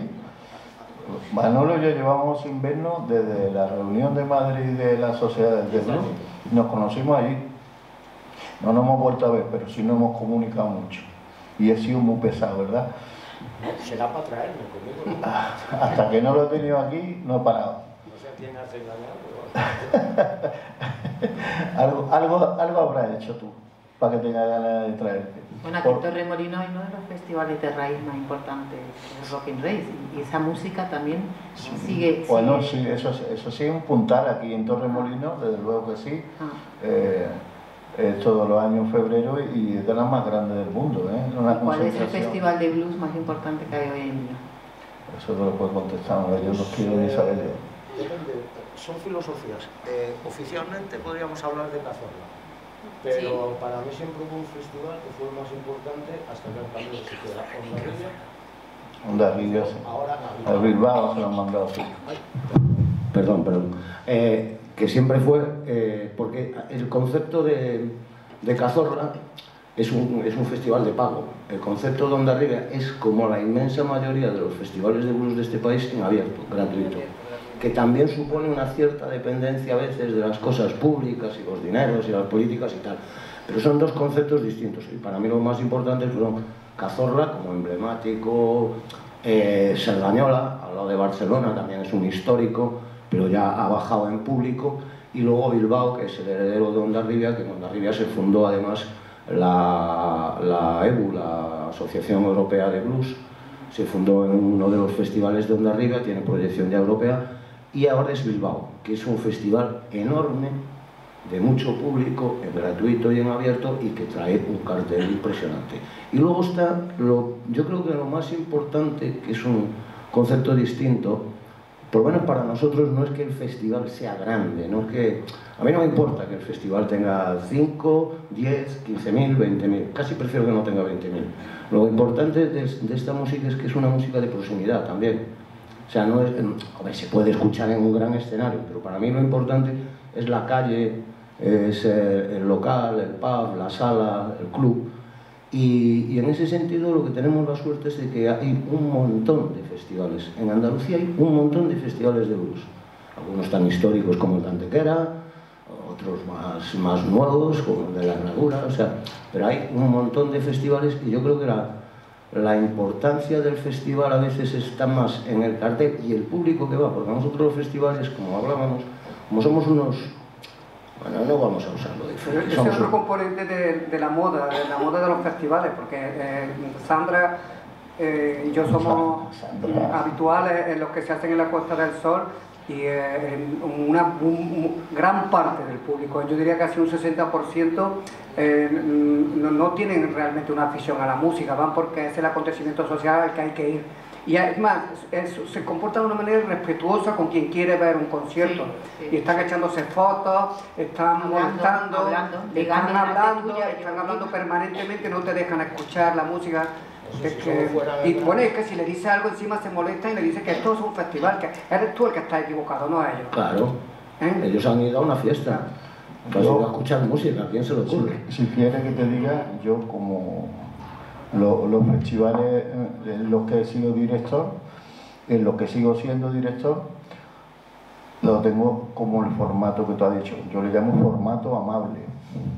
Formato amable es exactamente eso, que pueda estar el público muy cerca del artista, que te dejen escuchar música, digamos, de una forma cómoda, y si puedes tener la barra cerca mejor.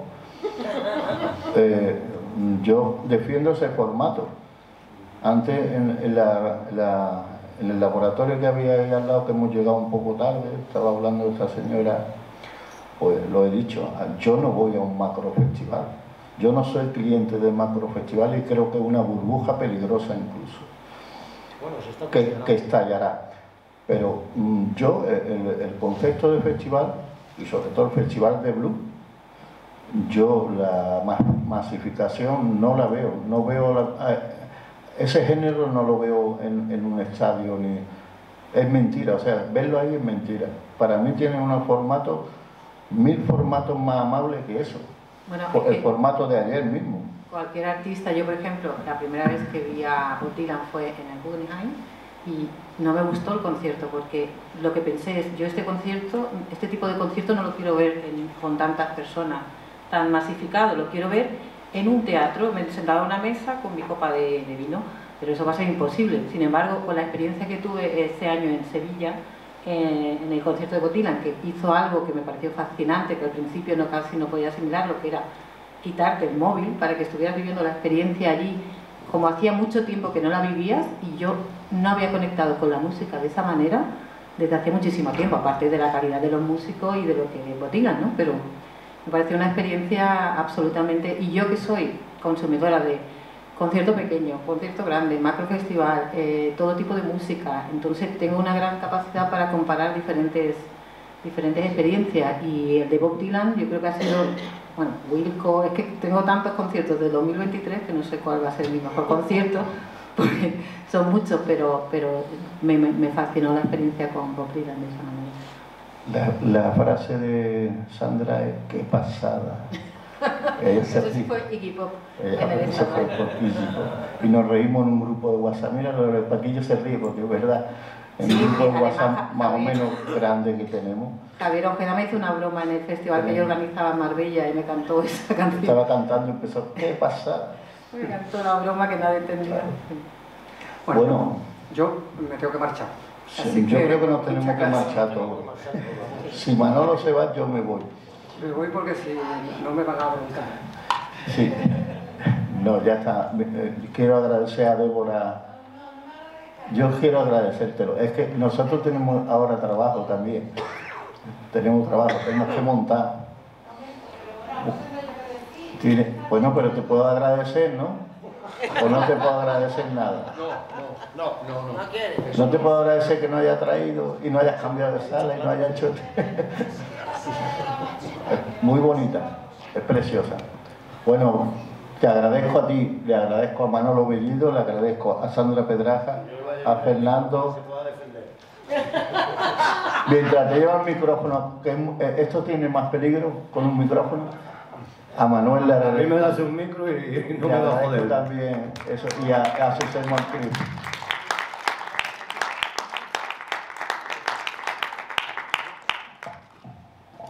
¿Puedo defenderme? Dígame, ¿quiere abrir más? Aquí Ahora que viene el whisky después del café. El whisky no hay ya. ¿Qué tú quieres? ¿Dónde vais a tocar después? Que igual nos apuntamos. El Clarence Jazz Club. Estaremos a partir de las 10. Clarence Jazz. ¿Alguien lo puede apuntar? Calle Danza Invisible número 8, creo que. Vale. Que alguien se lo quede de la memoria, que a mí me quedan 2 neuronas después de organizar. Encantada de conocerte, Débora. Igualmente, Sandra. Yo creo que habíamos hablado alguna vez por WhatsApp o algo, ya te lo dije. Como no he podido estar aquí, y ya Javi no me ha dejado tampoco, yo lo que quería era hablar un poco del proyecto Claroscuros, que llevamos muchos meses, casi 2 años, algunos trabajando por lo menos año y medio, un poco más largo. Quería hablar del proyecto Claroscuros, que es por lo que estamos aquí, si me lo permitís. Javi, ¿me lo permites? Yo totalmente, ¿no? Todavía tenemos tiempo para montar. Venga, pues el leitmotiv del proyecto Claroscuros es que en España prácticamente no tenemos estudios culturales. Es una corriente historiográfica, y Nick sabe más de eso, me gustaría que hablara él un poco, porque es uno de los mentores del proyecto, que ha estado desde el principio en el proyecto y nos va a hacer la conferencia también de clausura, mañana interviene también, y es experto en estudios culturales. ¿Qué es lo que pasa con los estudios culturales? Que en España han pasado casi desapercibidos. Después de, bueno, sabéis que con la dictadura, pues el tipo de historia que se hacía, político-militar, no sé qué, la academia era muy precaria porque había más prohibiciones que libertad de estudio, ¿no? Y cuando Franco muere, se reorganizan las universidades, pero lo que entra en España masivamente son las corrientes historiográficas del marxismo francés, ¿no? Y se desarrolla eso, la historia económica y social, y los estudios culturales que habían surgido en Birmingham a partir de los años 1950, con una serie también de problemas identitarios que después de la Segunda Guerra Mundial, si no me equivoco, Nick, porque ahora... Sigue. Después de la Segunda Guerra Mundial, los ingleses también tuvieron graves problemas identitarios porque les llegaba una avalancha de influencia cultural norteamericana y un poco llegaron como a cuestionarse, ¿no?, su propio, bueno, entonces ahora ya somos norteamericanos, ¿no?, o algo así, ¿no?, como ¿qué somos los ingleses?, ¿no?, porque se apropia un poco Estados Unidos también de muchísima música inglesa y a través del vehículo del lenguaje, pues ahí, ¿no?, penetran a través también de Inglaterra en toda Europa, ¿no? Entonces, ¿qué es lo que pasa? Que los estudios culturales es algo interesantísimo, es un conjunto metodológico, no hay una disciplina, sino que es transversal hacia muchos azimuts, ¿no?, hacia todos los azimuts, o sea, todas las direcciones. Y en España, a día de hoy, y bueno, ya no os digo nada, la Universidad de Málaga, seguimos con unos parámetros muy rígidos de disciplinas, de estudio, de metodologías incluso, y los estudios culturales no tienen cabida en ninguna parte. Cuando yo abrí el proyecto, cuando empecé a hacer el proyecto, a idearlo, vi que había una cantidad de jóvenes doctores y doctorandos en Málaga que estaban haciendo tesis sobre estudios culturales, a veces sin saber lo que eran los estudios culturales, ¿no? Entonces, por acotar, porque claro, es inmenso y hay bastantes investigadores españoles que están trabajando temas extranjeros, que es muy lícito, no queríamos acotar, digamos, ni discriminar, pero teníamos que acotar para poder empezar por algún sitio, y se nos ocurrió hacer estudios culturales, pero sobre manifestaciones artísticas del arte pop español, ¿no? Entonces, esto es el leitmotiv del proyecto, es encontrar, o sea, poner una pica en Flandes, por lo menos, para que en la Universidad de Málaga y en Málaga, que además por el contexto de la ciudad, por la idiosincrasia de la ciudad, va muy bien, y queríamos hacer como una plataforma, un punto de encuentro, un primer encuentro entre investigadores de los estudios culturales y este intercambio con los artistas para hacer también un tipo de congreso que no fuera un aburrimiento como suelen ser los congresos académicos, ¿no?, que conocemos más o menos todos. Y bueno, esto fue el origen, el germen del proyecto Claroscuros y, pues, lógicamente, además, como era el décimo aniversario de la Sociedad de Luz de Málaga, no sé si lo habéis comentado, este es el acto de clausura, porque le dije que lo comentaras, este es el último acto de clausura del 10º año de existencia de la Sociedad de Luz de Málaga, entonces quisimos aprovechar para integrarlos aquí, como os he dicho, son bluesman malagueños, andaluces, bueno, creo que hay alguno de Barcelona, ¿no? ¿Quién es de Barcelona o algo así? O de Lugo, vale, vivo en Barcelona. Pues, claro, es la dicotomía, ¿no?, de eso que os había comentado un poco antes. Es una culturación, es algo que ya está integrado, ¿no? Decíamos lo de la música de raíz, y a mí me gustaría, igual que Nick, nos hiciera como... Ya les hice la pregunta, cuando tú estabas afuera, les hice precisamente esa pregunta. ¿Ah, sí? Sí. ¿Cuál era la respuesta? Echaban el café. Es que no he podido, tengo que estar también en la... ¿Hay café o debate? Hombre, yo tengo que hacer una pausa técnica aquí también para que la gente... ¿Cuál era la pregunta aquí? No, pues precisamente estamos hablando del... ¿Tú cómo lo ves? ¿Cómo lo veo yo? Pues, no, pues yo diría que una manera de entenderlo, yo sé que la gente no quiere extenderse, lo que pasa es que la gente ya quiere irse. Pero en fin, ya me dio el micrófono. Yo creo que hay un concepto útil para esto, que de hecho sale de uno de los hijos, digamos, los estudios culturales. Hay un problema que yo lo voy a problematizar el viernes, porque hay un tipo de imperialismo académico también, ¿no?, que viene desde los centros metropolitanos y quieren imponerse en muchos lugares diferentes. O sea, todo lo que tiene que ver, digamos, ahorita con cierta manera de ver las cosas que vienen de Estados Unidos, que es la única manera que se tolera, ¿ya? Una esencialización de temas como la raza total, que es lo único que importa, cuando gente como Stuart Hall y Paul Gilroy afros ellos, pasaron todo el tiempo diciendo, mira, la raza no existe, carajo, hay gente, ¿cierto? Entonces lo que hay es una representación que construye la noción de la raza, ¿verdad? Entonces yo pienso un poco eso nos ayuda a entender lo que está pasando aquí con ustedes, ¿no?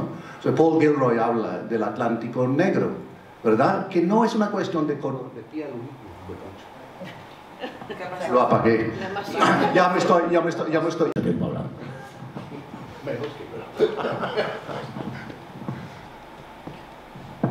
Ahora que después del café coctelizamos. Bueno, Javier, yo creo que al hilo de lo que ha preguntado él, ¿cómo se defiende en Málaga? Que tienes tú aquí el ejemplo, claro, lo vives día a día. De mal en peor, como en todos lados. Pero vamos, creo que en todos lados pues se nada en ese sentido. ¿Cuántas sociedades puede haber ahora? ¿30? 20 y tantos? Sí, en España sí. Y bueno, la sociedad de blues, cualquiera de ellas, los estatutos son comunes, es defender y promocionar el estilo, y con eso tenemos... ¿Hay socios nuevos o la edad se ha parado en un cierto...? Como ha dicho. ¿Hay socios nuevos? O sea, la gente joven se interesa por el blues. Los socios pueden ir para arriba como van para abajo, eso lo sabes tú muy bien. Digo, en la edad del socio. La edad, el perfil y el nicho nuestro es gente muy pureta, poquito entrada en edad. Yo creo que ahí sería el debate de intentar hacer que los jóvenes se interesaran por el blues, ¿no? Yo recuerdo que cuando la Expo de Sevilla, que además lo organizó un amigo mío que se dedica a los estudios del origen del flamenco en el pueblo afroamericano, pues estaba ese festival del blues donde vi yo a todos los grandes de la guitarra. Es muy importante. Ahora mismo yo creo que son modas, ¿no? Igual que en la moda de diseño, en la moda de la música van viniendo diferentes corrientes y van apareciendo y desapareciendo. Tenéis que volver a esperar vuestro momento. Vamos, las sociedades de blues, como cualquier peña, no podemos estar atados a que venga la moda, no. Tenemos que luchar porque se escuche blues toda la semana en la escena que sea, ya sea en grandes conciertos o pequeños formatos. No solo escuchar blues, sino como hicimos ayer, verlo y leerlo. Nosotros ayer, como tú estuviste en el acto, lo que hicimos es unificar varias disciplinas para que el blues no solo se por ejemplo, escuche. eso es muy interesante. Hombre, claro, pero una jornada muy interesante a todos los niveles, porque como decía Manolo, reunía no solamente la parte ilustrativa, sino también la musical, y entonces es muy interesante para diferentes sectores, ¿no?, de la población, que eso es algo que ayuda a que siga vivo. Exactamente. Yo me gustaría matizar una cosa, porque sí que es verdad que somos puretas, para que no vamos a engañar, mayoritariamente puretas, algunos ya muy puretas, ya me estoy ensañando, pero sí que mi experiencia en Barcelona, ¿vale? Incluso en Galicia, está empezando a ver, no gente joven, a mí gente joven ya me parece todo el mundo, que tenga menos de 20 años que yo, tampoco tiene mucho mérito, pero vamos, sí que empieza a haber una incorporación de gente menor de 40. Y es gracias al trabajo de todas estas asociaciones, porque son los que organizan festivales, actos, conciertos y tal. Y hay una diferencia que yo he observado, esto es una opinión muy personal, ¿eh? La gente que está llegando nueva, nosotros somos una generación alimentada con el blues británico, de ahí tiramos hacia atrás, fuimos descubriendo y tal. Ahora, gente llega con mucho más bagaje cultural, ya no es todo blues de Chicago, ya gente tira más al blues rural, hay muchas más formas de llegar, la red está llena de pre-blues, de música de folclore afroamericano, incluso anterior al blues. Los repertorios han cambiado y eso es sobre todo de gente más joven. O sea, había una banda que desapareció desdichadamente, tú conocías a la cantante muy bien, se llaman los Black Snakes, que tenían una cantante malagueña, y era a mí, yo les felicitaba siempre por el repertorio, porque nosotros siempre hacemos la misma broma, a ver cuántas veces suena el Mojo Walking en este festival, o sea, a ver, una, dos, y se puede hacer una porra, ¿no? Es decir, bueno, yo he puesto 30 veces, y si hay 20 grupos, he puesto 30, claro. Entonces, ahora ya ha empezado a evolucionar eso porque hay más conocimiento musical. Nosotros nos criamos, o sea, había un libro cuando yo empecé toda esta historia del blues, había un libro, o dos, el Solo Blues y el del francés, la enciclopedia. Y también está la beta africana, ¿no? Exacto. La Feracuti, sí, bueno, esa es una parte bastante interesante. El blues de ida y vuelta que le llamo yo, que es ese blues que se llevaron los esclavos anímicamente, y John Lee Hooker y otros cuantos devolvieron a África, como el Farka Touré y toda esta gente, ya más elaborado, y allí lo volvieron a reelaborar. El otro día estuve en Marruecos y de repente escuchamos... Hay un concierto, y para mi pasmo era un pueblecito pequeño, había unos tíos de una escuela, unos chavales de una escuela de música, y estaban tocando blues del desierto. Yo, en cuanto al trabajo de las sociedades del blues, lo veo como entidades filantrópicas dedicadas a la preservación, conservación y promoción de algo que es, si no residual, muy minoritario. Pero es minoritario porque el blues, cuando se forma en la audiencia, las grandes audiencias es en la edad de la adolescencia, la juventud, ese periodo de la vida es el que marca las modas. Entonces, ¿por qué el rock and roll también ya es residual en cierto modo? Pues porque la generación del rock and roll se ha hecho vieja, y las audiencias que han venido después, las que están ahora, por ejemplo, promoviendo e implantando las líneas grandes de moda, pues son la gente que le gusta el trap, el reggaetón y todo eso que viene desde también Latinoamérica en cierto modo, y que está emparentado con la electrónica. Ahí también hay muchas variantes y muchos caminos abiertos, pero el blues y el rock hay que asumir, y eso se ve en los conciertos, en las salas, que es una cosa casi marginal ya, y envejecida, en el sentido de que la edad de sus practicantes y de los que la siguen son ya una edad avanzada. Y luego está el fenómeno, que eso ya responde a otras consideraciones, de por qué, sin embargo, cuando viene Bruce Springsteen necesita 4 y 5 fechas en el Nou Camp para satisfacer la demanda. Pues porque en realidad la gente que va a ver a Bruce Springsteen no va a ver a Bruce Springsteen, va porque es un fenómeno social a lo que hay que estar, como cuando viene Coldplay y hay que ir a ver a Coldplay o a U2, pero esa gente ni compra discos, ni tiene en su vida una relación más allá de la moda con la música, vamos, y es increíble que este hombre venga aquí y que necesite 7 y 8 fechas y las llenaría todas, y no estamos hablando de salas de 2.000 espectadores, estamos hablando de estadios de 40 y 50.000 personas. Sí, y nunca faltan los selfies allí. Yo estuve allí, ¿no? Yo estuve allí. Ah, ¿tú no has ido? Sí, claro, es la moda. Sí, es digamos una reunión social o bestia. Eso nunca van a ningún otro concierto a lo largo del año. No, eso lo tengo claro. Eso lo tengo claro. Y bueno, si tiene un punto de marginalidad, incluso de pequeño gueto, y lo que hemos dicho la palabra friki, gueto y todo, porque realmente es así, es una reunión de majara que nos da por esto, pero que lo vamos a seguir haciendo, ¿no? Que yo pienso que somos tan pocos que nos conocemos. Es ciertamente así. Manolo y yo llevamos sin vernos desde la reunión de Madrid de la Sociedad del Blues. Nos conocimos allí.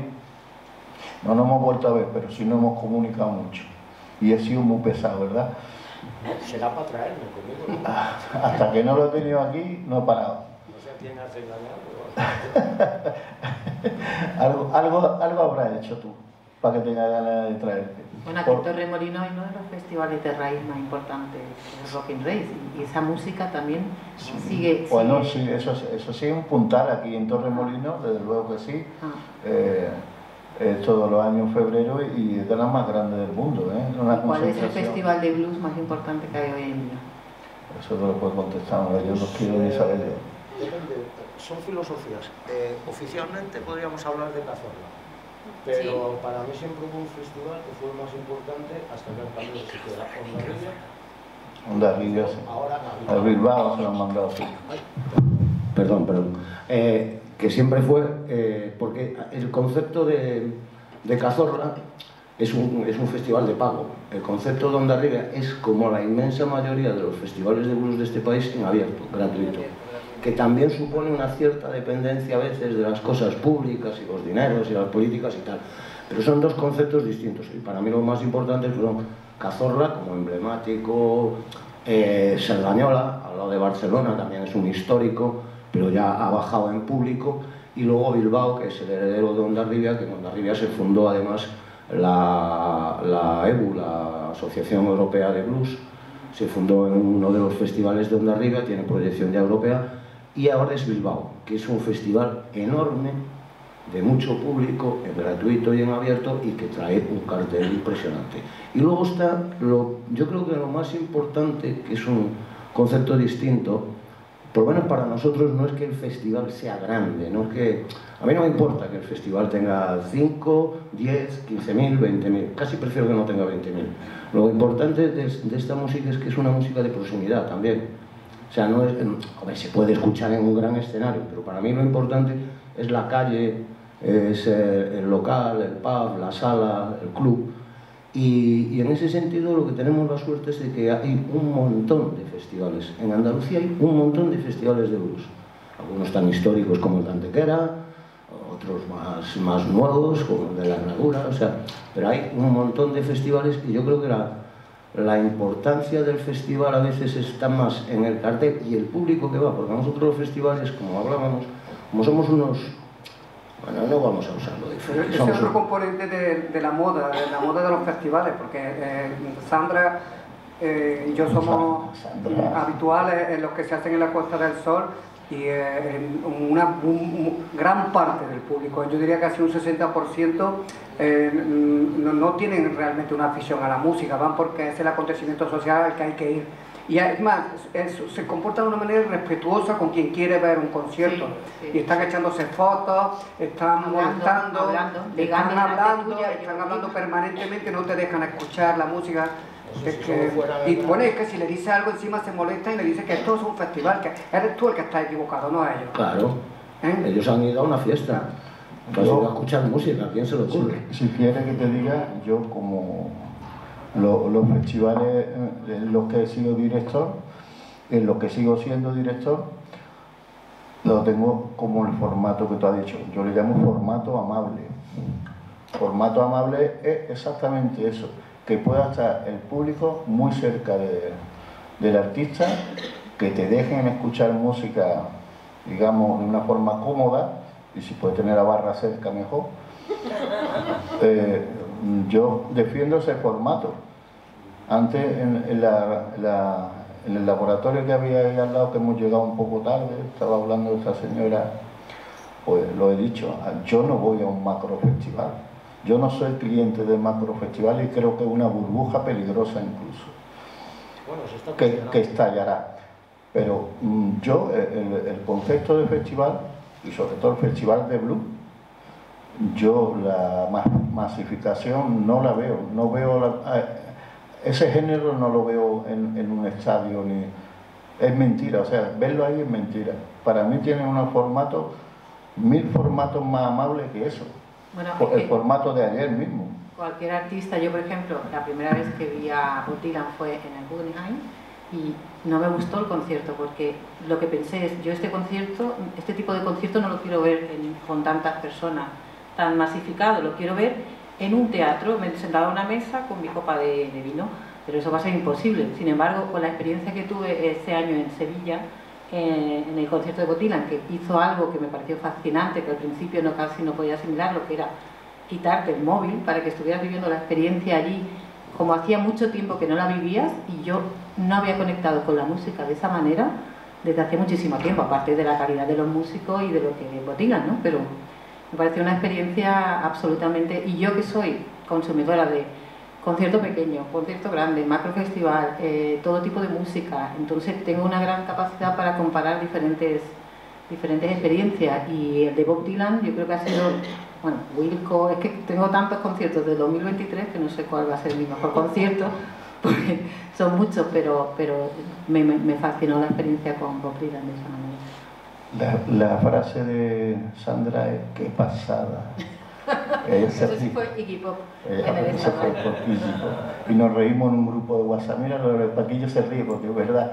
En un grupo de WhatsApp más o menos grande que tenemos. Javier Ojeda me hizo una broma en el festival que yo organizaba en Marbella y me cantó esa canción. Estaba cantando y empezó, qué pasada.